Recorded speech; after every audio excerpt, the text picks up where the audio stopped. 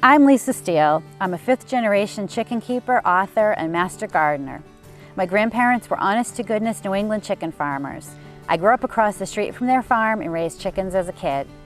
Then I headed off to college and a career on Wall Street, thinking my days as a farm girl were over. After almost a decade of living the glamorous life in Manhattan, I found myself married and living on a small Harvey farm in Virginia. And guess what? We started raising chickens. Last summer, we packed up the flock and headed to Maine, where I raised them the old-fashioned way, the way my grandparents did, with a few modern tricks and tips of my own. Sometimes you just can't escape your destiny. When I first started raising chickens, I knew I wanted to do it the way my grandparents did, and that meant naturally, without any antibiotics or chemicals. That means I spend a lot of time with my girls, they all have names, and I watch them to learn what's normal behavior and what's not. That way I can head off any potential problems before they become bigger problems. I started sharing my advice and tips on Facebook, and I learned that there were lots of other people who were just as interested in keeping their chickens healthy the natural way. So now I'm excited to bring my Facebook page, Fresh Eggs Daily, to life. Enjoy the show.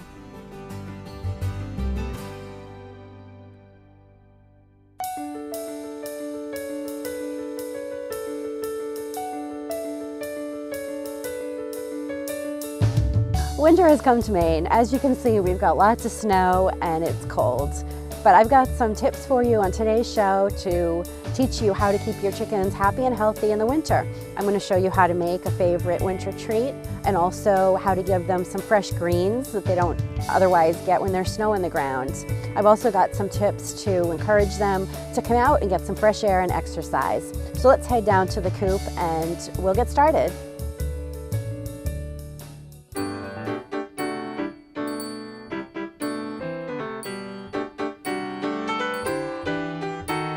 Good morning. It's a cold morning here on the farm, so I thought I would make the chickens a little treat for breakfast. I'm going to make them some warm oatmeal. So I just use regular Quaker oats, any kind of rolled oats. If you have a granary or your feed store might sell them in bulk. Otherwise, the canister of Quaker oats is fine.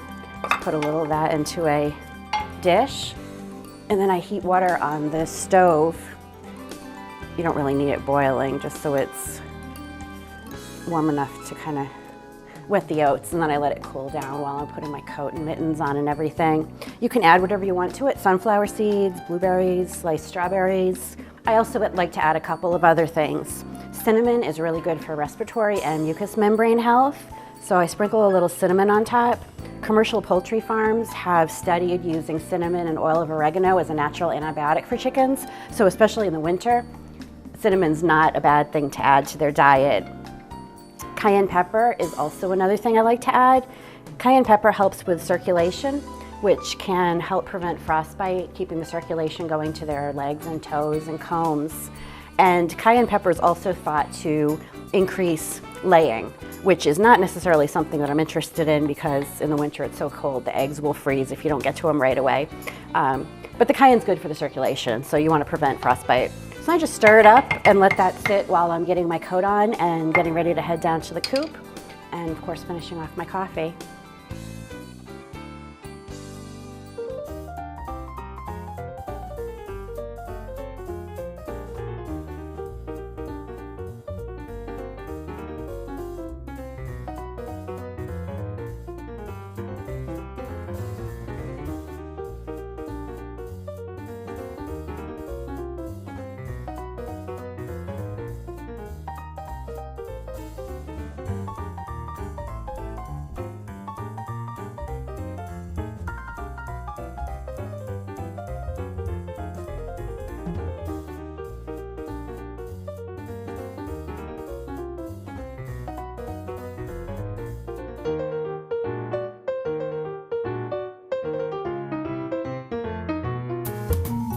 The hardest thing about keeping chickens in winter is keeping their water from freezing. The best way I've found to keep them with fresh unfrozen water is a heated dog water bowl. If you do have electricity to your coop or you have an extension cord you can run, it's really the easiest thing. Plug it in, fill it. It's easy to clean, it's easy to refill.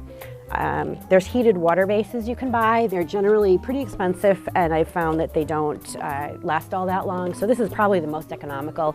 I wouldn't suggest like a DIY electrical kind of project. I've seen a lot of those. I'm sure everyone's seen them on Pinterest.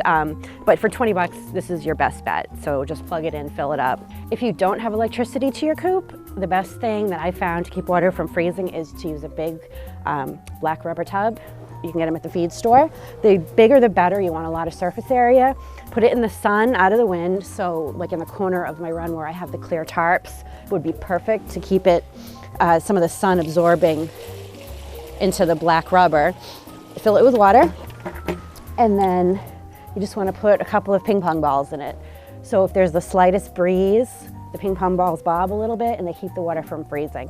It won't work if it's like, 0 degrees or -15 or something. But if you're just hovering kind of around freezing, a lot of places in the country don't get much below freezing, it's perfect. I mean, it'll give you a little bit of time before the water freezes. The larger surface area takes longer to freeze, and just the slightest movement is going to keep that water from freezing solid. So, as long as the chickens have a little hole that they can drink from, then they're fine. So those are my tips for keeping water from freezing in the winter. Inexpensive, easy, and effective.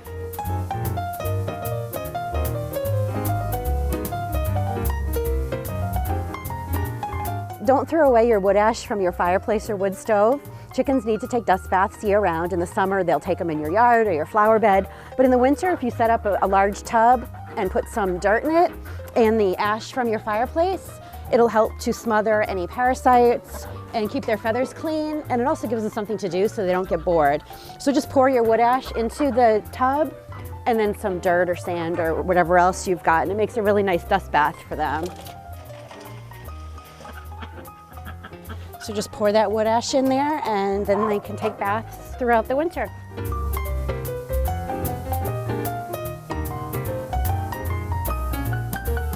Adding a tablespoon of apple cider vinegar to your chicken's water is a great idea. Apple cider vinegar is an overall health booster. It helps their respiratory and immune systems. And in the winter, I like to actually step it up a little bit, and I put sliced garlic cloves in the water, just a couple into a mason jar, along with some fresh oregano. Oregano is a natural antibiotic, and the garlic has also really good immune system and overall health benefits for the chickens. And then you just want to add a tablespoon to their water a couple times a week, just to keep them extra healthy in the winter. At Blue Seal, we're as passionate about animals as you are. We offer a great selection of poultry, wild bird, and small animal feed and products, as well as high-quality pet products, including our new Blue Seal and Truss line. Our Bangor Blue Seal store is also complete with a grow center. Need a lot of feed? We have a drive-through. Just order at the window and continue through, where your orders will be put right into the car. We at Blue Seal focus on helping you keep your animals healthy and happy. Blue Seal, quality animal nutrition that you can trust, guaranteed. Yoga pants are made to take on the mat. But Noga pants are made to take on more.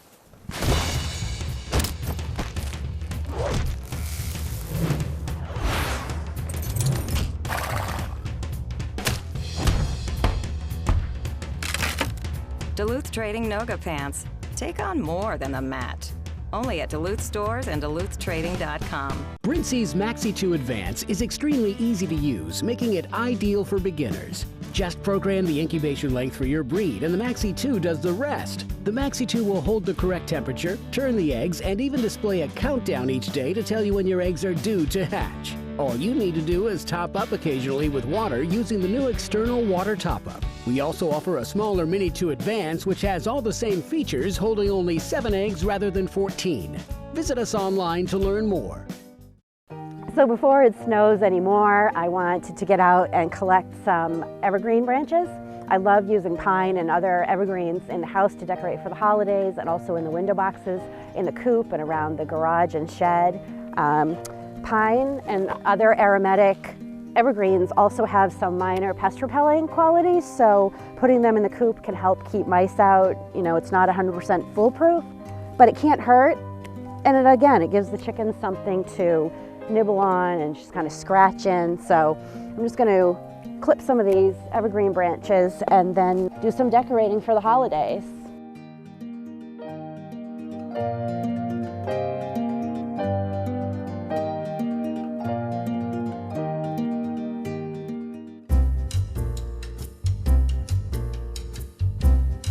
Creme Brulee has always been one of my favorite desserts. Anytime we went out to dinner to a nice restaurant, if it was on the menu, I'd order it. Then I started making it with my own fresh eggs, and you have no idea how much better it is than anything you can get in even a 5-star restaurant. It only has 4 ingredients in it, and it's super easy to make. So let me show you how to make creme brulee. So first you need to do a couple of things. You want to preheat your oven to 325 degrees. Then you want to put a kettle of water on the stove and heat that up to boiling. So for this recipe, you can either use vanilla beans or you can use vanilla bean paste. You don't want to use vanilla extract, which is just a liquid extract. You want something with the vanilla flecks in it because that's going to make your creme brulee look really authentic and also taste really amazing.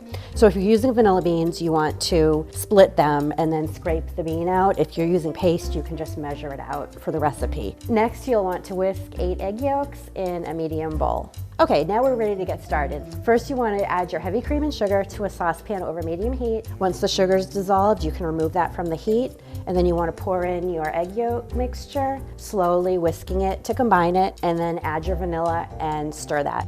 Set your ramekins onto a baking sheet with high sides, and then strain your mixture evenly into the ramekins. Then you want to take the water you heated in the tea kettle and pour it into the cookie sheet carefully so it comes up a bit up the sides of the ramekins. Then put them in the oven for 40 to 50 minutes until they're barely set so they just wobble a little bit when you shake them. Once your custards are done baking, you want to take them out of the oven, let them cool, and then put them in the refrigerator for 3 hours or even up to overnight. At that point, they're chilled enough that they can be bruleed. You can do it one of 2 ways.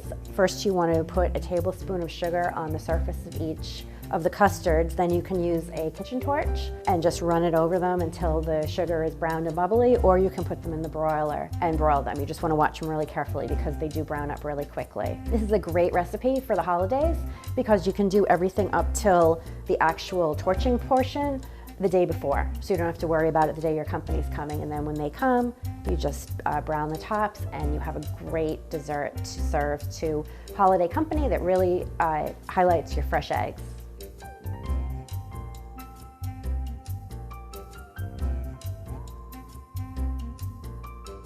So while the creme brulee is baking, I had the ingredients out and I thought it would be fun to make some eggnog. Oddly enough, eggnog uses almost the same ingredients as creme brulee. So if you've got the ingredients out, you might as well go ahead and make some homemade eggnog, which is also really, really easy. So what I'm gonna do first is take my milk and heavy cream, and I'm gonna get those onto the stove and get them heated up.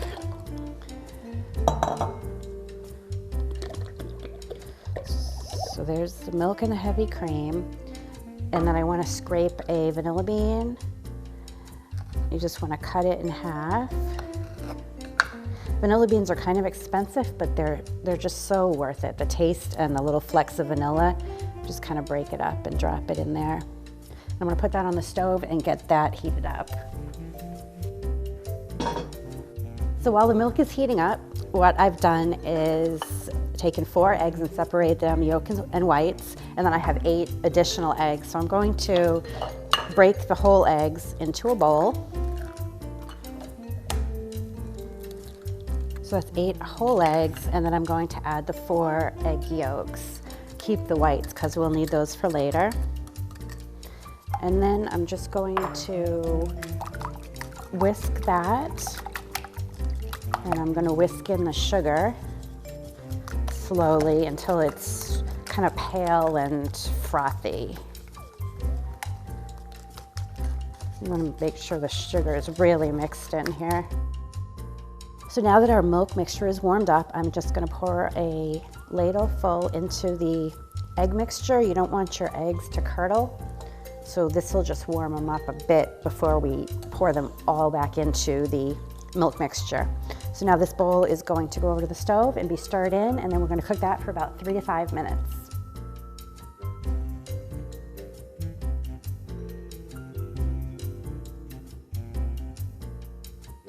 So after your eggnog has cooked for about 3 to 5 minutes and then has thickened up a little bit, you want to strain it into a bowl and then let it cool until room temperature.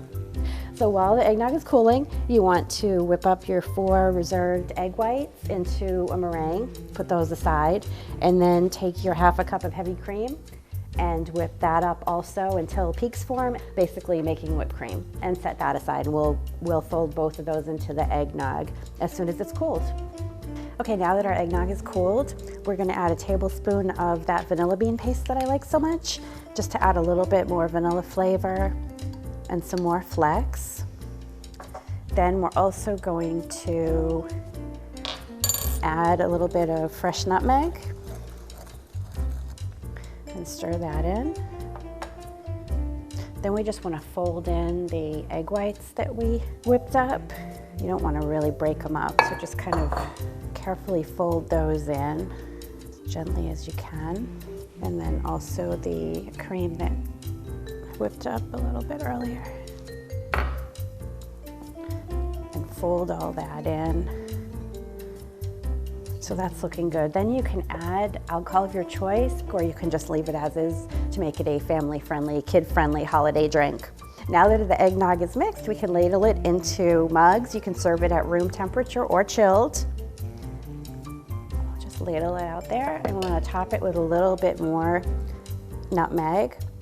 This eggnog makes a really great holiday drink to serve to guests. In fact, we're gonna serve it tonight along with our creme brulee. Both these recipes really highlight our fresh eggs and use basically the same ingredients. So they're really perfect to make together. So we're gonna enjoy a nice dinner with friends tonight with our eggnog and creme brulee.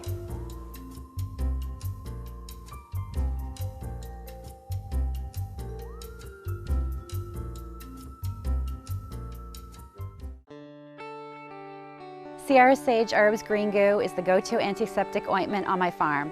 I love that I can use it on our chickens, ducks, dogs, and I even use it on myself.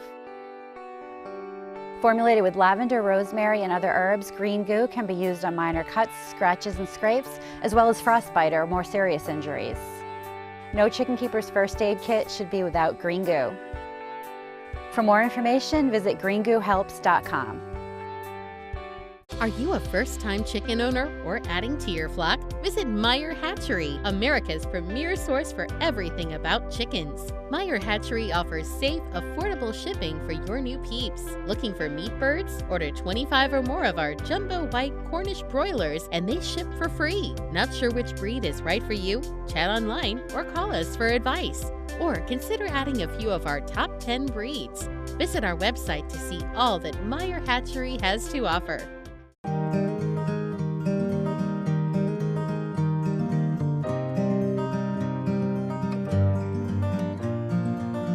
We had a forecast of snow last night, and sure enough, the weatherman was right. So one of the first things I like to do when I know that winter is really setting in here in Maine is put up tarps around the run. Chickens are okay with the cold, but they really don't like the wind. So these tarps block the wind, and since they're clear, they also let the sun in, and it kind of makes a greenhouse effect, and it really stays pretty nice and warm in here through the winter. So I already started, as you can see, I've done the north and east sides of the run. I kind of make like a U shape, and these tarps have grommets in them, and I just use these little bungee cords, which are really awesome, and just kind of attach the tarp to the run, and they go up really, really fast. And that way, if I want to take the tarps down or move them or whatever, it works really well. So that'll give the chickens a little bit more space that's out of the wind. I don't put anything over the top of the run because we get so much snow, it would just collapse. So I leave the top open, but these really do keep the wind out. So I'll just, grommet it down, and we've got another panel done to keep the wind out of the run for the winter.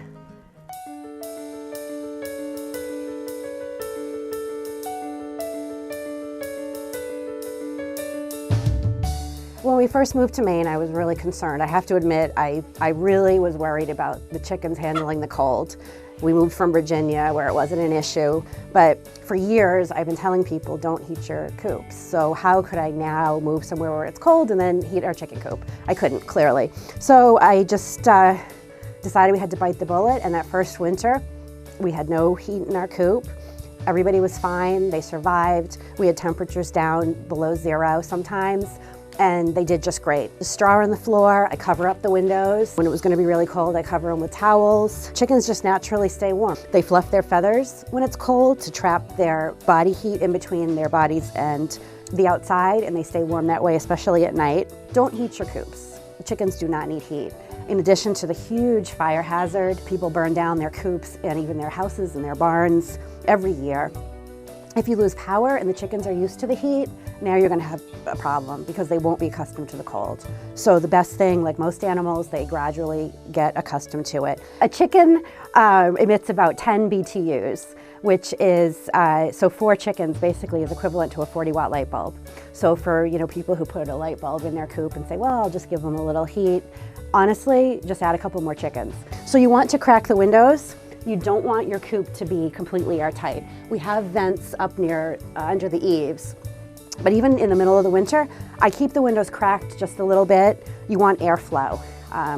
Frostbite is actually caused more by moisture in the air than by the cold itself. So as long as you have that airflow and you're not building up moisture, you also need the ammonia fumes to have a place to go. I crack the windows year round. I think I only shut them completely if it was gonna go like down below 0 overnight.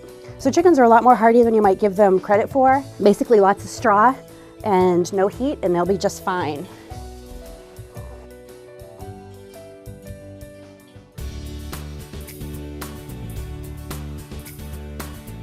So we got a decent amount of snow last night, as you can tell. Chickens don't generally like to walk on the snow. They're really okay with the cold. It's the wind and the snow on the ground that bothers them. So just like in the run, I put straw down so they'll come out. I want to encourage them to come out and get some fresh air. I don't leave feed or water inside the coop.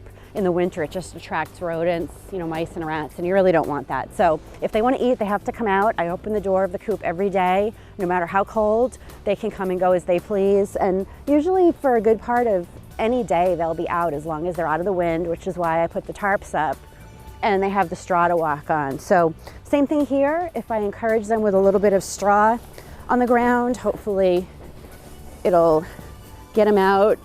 We shovel paths and plow paths and get them out exploring a little bit. The big thing is that their feet don't touch the snow because they're not big fans of that. So once I've got some straw down, in the winter, scratch grains are a really good treat, especially before bedtime. They help them stay warm, digesting them overnight. So Blue Seal Feeds has a scratch feed. It's corn and wheat and oats. It's really good as a winter treat.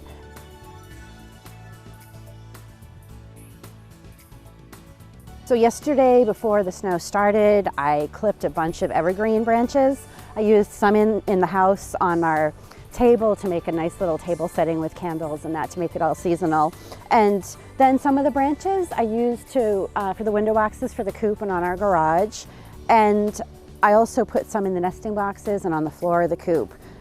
Pine especially, but the aromatic evergreens are supposed to help repel mice.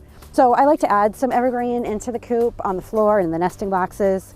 It gives the chickens just something else to eat. They'll eat some of the needles and scratch through.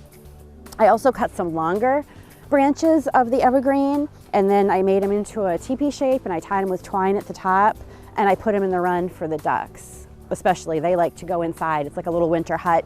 Put straw on the ground, and they go in there to get out of the wind, get out of the elements, and also a swing for them because everyone knows chickens like to swing.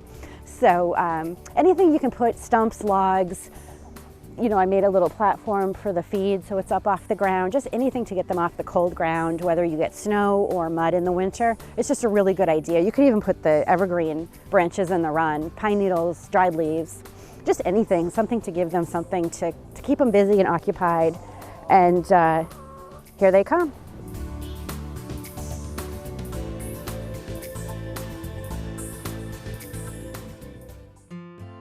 Your girls deserve the best. When feeding your chickens Blue Seal Home Fresh poultry products, you will be giving them the balanced nutrition they need for their everyday health.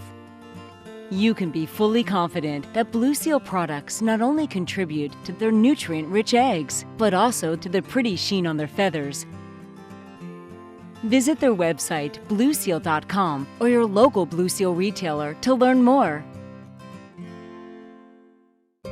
With the Ovascope Egg Scope, you can watch the live embryo develop inside the egg.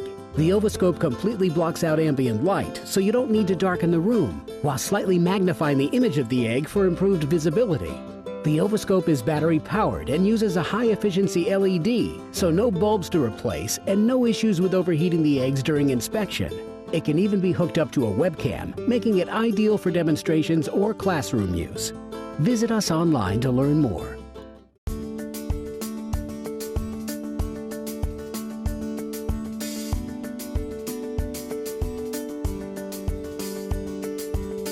Another fun thing to do is grow sprouts for your chickens. Just like you see the sprouts in the grocery store, you can sprout seeds or beans or grains, really nutritious for the chickens, and they love them and they give them something green to eat in the winter. Basically, you can sprout anything. I mean, I've sprouted mung beans, alfalfa, these are lentils. You can buy special sprouting seeds, or these were actually lentils just out of a bag that I bought at the grocery store. So no matter what you use, the procedure is the same. You want to take about a tablespoon of your grains or seeds or beans and put them into a mason jar.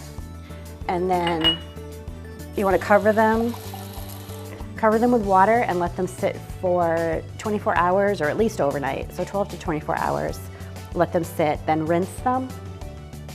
And then what I do is take the ring of the mason jar cover and cut some shelf liner to fit inside. And then you just use that as the lid. You screw it on. And then twice a day, all you want to do is drain your seeds, rinse them off, drain them again. I usually leave them upside down in the dish drainer rack for a little bit to make sure they're really drained, and then you just leave them on the counter. And rinsing twice a day, a couple days, you'll get some nice sprouts. And then after about a week or so, you'll see some nice green and some leaves. And at that point, your sprouts are done and you can feed them to the chickens. And pretty much any bean or grain or seed that you can get to sprout, you can make sprouts for your chickens in the winter.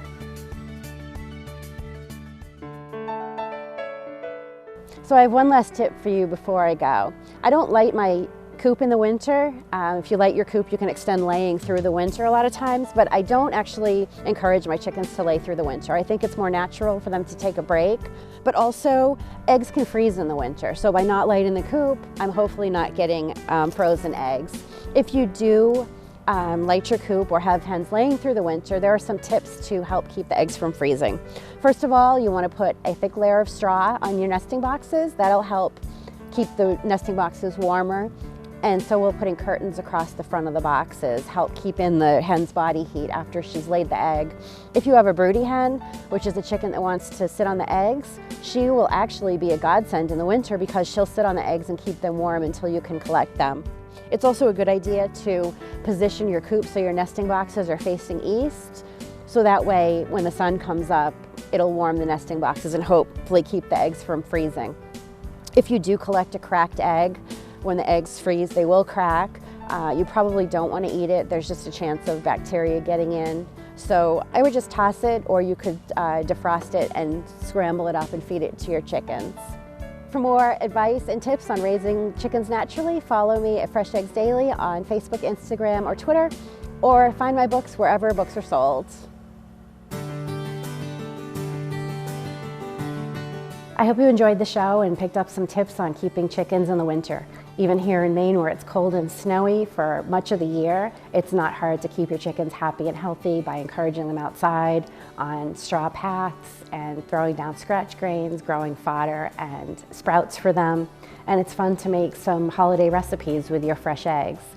So again, I hope you enjoyed the show, and no matter where you live, you'll consider keeping some chickens in your own backyard.